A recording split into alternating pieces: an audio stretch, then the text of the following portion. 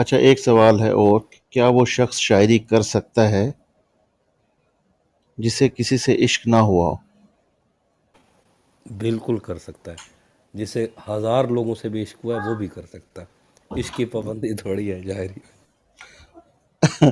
چلیے، اچھا ایک آرٹسٹ جو ہے وہ اچھا شوہر ہو سکتا ہے، گھریلو والا، گھر چلانے والا؟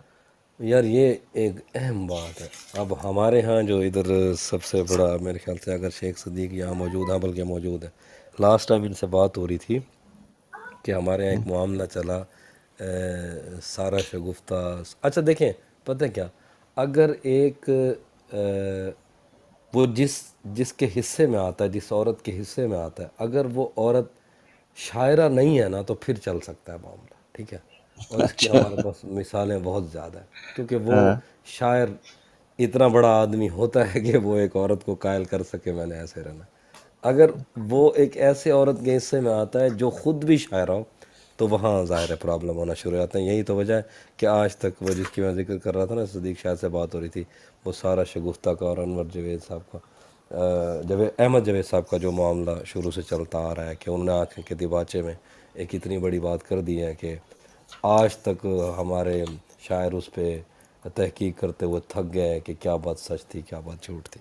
تو میرے خیال سے اگر شاعر ایک ایسی عورت سے شادی کرے گا جو شاعرہ نہیں ہوتی تو اس کی بچت ہے، لیکن اگر خدا نہ خواستہ وہ کہیں ایسی عورت سے آرٹسٹ کوئی بھی ہو تو کسی آرٹسٹ سے شادی کر لیتا ہے تو تھوڑے سے پرابلم ہے۔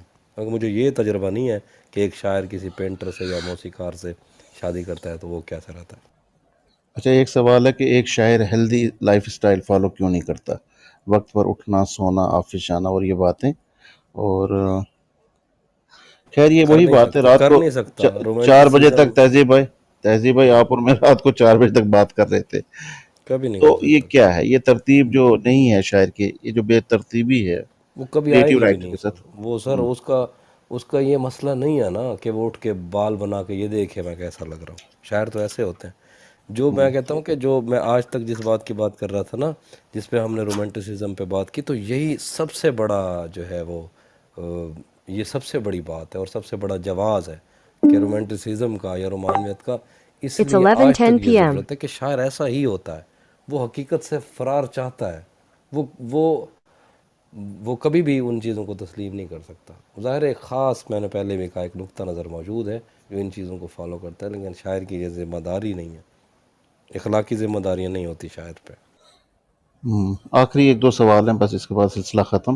نتن کمار ہیں دلی سے، وہ کہہ رہے ہیں کہ تہذیب بھائی، کیا ایک شاعر شاعری سے ہی اپنی دال روٹی چلا سکتا ہے آج کے ٹائم میں؟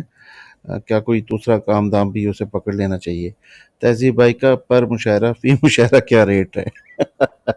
یار پتہ ہے کیا، میں آپ کو یہ بتاؤں کہ ہمارے یہاں پاکستان میں مجھ سے پہلے یا جتنے لوگ ہمارے تھے، ان میں جو لوگ زیادہ مشاعرے پڑھتے رہے، اس میں امجد اسلام امجد صاحب تھے، تابر صاحب تھے، انور صاحب تھے۔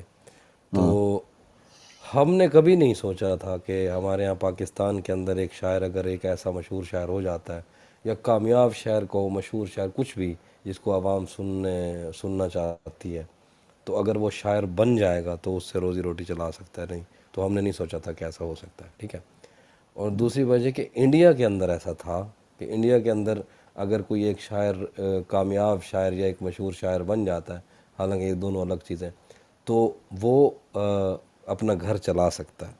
یہاں وہ چھوٹی سی باتیں تھیں جو میں ہمیشہ اگر کبھی سٹینڈ لیا تو اپنے شعبے کے لیے، اور میں یہ تو نہیں کہتا کہ پر مشاعرے کی فیس کیا ہے، یہ نیتن کو کہو کہ جب مجھے مشاعرے پہ بلاؤ گے تو پھر میں بتا ہی دوں گا، لیکن مسئلہ یہ ہے کہ ایک ایک شاعر کو نا سٹینڈ لینا پڑتا ہے اپنے شعبے میں۔ تو مثال کے طور پر ہم نے کتنے ہی مشاعرے فری پڑھے ہوں گے، اور لوگوں کے ذہن میں یہ بات ڈالنا ضروری تھی، اور یہ بہت اہم سوال تھا کہ جب ہم کسی مشاعرے کی بات ہوتی تو ہمارے شاعر دوست ہمیں فون کر کے یہ کہتے ہوں کہ یار تھوڑے سے پیسے کم کر دو۔ وہ اس شاعر دوست کو یہ بھی تو سوچنا چاہیے کہ جو مشاعرہ کرا رہا ہے ان کو یہ کہہ دیں کہ تھوڑے پیسے زیادہ کر دیے جائیں، تاکہ جو جو سفر یا جو چیزیں ہم نے بھگتیں وہ ہمارے آنے والی نسل نہ بھگتے۔ یار میں کوئی ایسی بات نہیں کرتا، لیکن میں سچی بتا رہا ہوں، شاعر بہت تھوڑے میں خوش رہ سکتا ہے، لیکن جب وہ یہ محسوس کرتا ہے نا کہ اس کے قبیلے کے ساتھ زیادتی کی جا رہی ہے تو وہ سٹینڈ لیتا ہے. کیا وجہ ہے کہ آپ ایک سنگر کو 70 لاکھ تک دے دیتے ہو, ایک نعت خواں تک 7 لاکھ تک دے دیتے ہو؟ آپ کا شاعر کا آپ کے ذہن میں ہی ایسا آتا ہے کہ یا تو فری آ جائے گا یا اس کو 10-15 ہزار دیتے. یہ ہم نے یہی تو وہ ضروری نہیں ہے شاعر نے باقی ٹیبوز توڑنے, یہ بھی تو ایک شاعر کو لے کے تو ایک ٹیبو ہی ہے, یہ بھی تو توڑنا ہے. اور میں نے کسی حد تک اس کی کوشش کی ہے تو, لیکن وہ کیا ہو سکتا ہے, بس اللہ خیر کرے یار. اچھا, آپ کے دوستوں کے سوال آنے بھی مجھے شروع ہوئے ہیں. سالم سلیم کا سوال ہے. ارے سالم بھائی ایک تو کا انہوں سوال. نے سلام بھیجا آپ کو. وعلیکم وعلیکم السلام. السلام سالم بھائی ہے یہاں موجود کہ؟ ہاں, یہاں موجود ہے, ہاں موجود ہے. چلیں.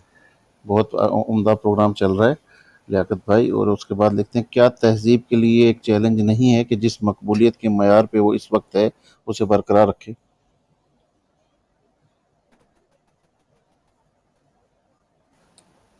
یہ آواز تہذیب کٹ ہے. گئی تھی, آواز کٹ گئی تھی بھائی. سالم کا سوال ہے کہ کیا تہذیب کے لیے یہ چیلنج نہیں ہے کہ جس مقام پہ وہ اس وقت برقرار ہے, مقام پر ہے, اسے برقرار رکھے. جی سالم بھائی صحیح, یہی تو سارا چیلنج ہے. بس آپ دعا کریے کہ وہ سب چیزیں ویسی رہیں انشاءاللہ.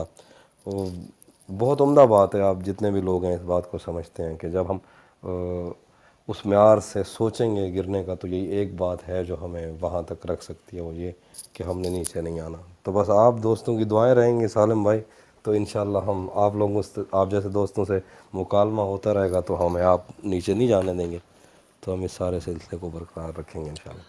اچھا, یہ ایک لڑکا ہے دشمیت سنگھ, یہ پوچھ رہا ہے کہ انڈیا نہیں آئے ہو آپ اور آپ نے انڈیا آنا ہے, تو کیا یہ تصور آپ کے ساتھ چلتا رہتا ہے کہ انڈیا جانا ہے؟ بہت, کوئی بھی, میں آپ پاکستان کی کسی شاعر سے یہ پوچھیں کہ میرے نزدیک اگر میں کسی ایک ملک میں جانا چاہتا ہوں تو وہ انڈیا. وہ اس لیے نہیں کہ آپ لوگ محبت کرتے ہو, اس لیے کہ ہمارا کلچر ایک ہے اور ہم وہاں سے, یہی تو وجہ ہوتی ہے کہ ہم ہمیشہ اس جگہ جانا چاہتے ہیں جہاں سے ہمارا اوریجن پھوٹتا ہے. کیا وجہ ہے کہ آج تک لندن اور دوسرے ملکوں سے لاشیں پاکستان میں اور انڈیا میں جہازوں میں آ رہی ہوتی ہیں کہ انہوں نے اپنے آبائی قبروں میں دفن ہونے کا سوچا ہوا ہوتا ہے نا. تو یہی تو وجہ ہے کہ آپ یہ دیکھو کہ ہر انسان نہیں, دنیا کی کوئی بھی چیز ہو تو وہ اپنے واپس کی طرف پلٹتی ہے. یعنی ایک مچھلی جو کسی پہاڑ میں پیدا ہوتی ہے وہ آبشار میں گر کے دریاؤں سے ہوتی ہوئی سمندروں تک جاتی ہے, جب وہ اس کے دن مرنے کے قریب ہوتے ہیں تو واپس وہی سفر طے کرتی ہے جہاں سے اس نے جنم لیا ہوا تھا.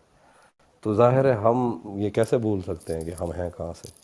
تو ہماری, مطلب میں دوسروں کا نہیں کہتا, میری سب سے بڑی خواہش یہ ہے کہ اگر میں کوئی ملک وزٹ کروں تو میں جلد سے جلد انڈیا دیکھ لوں.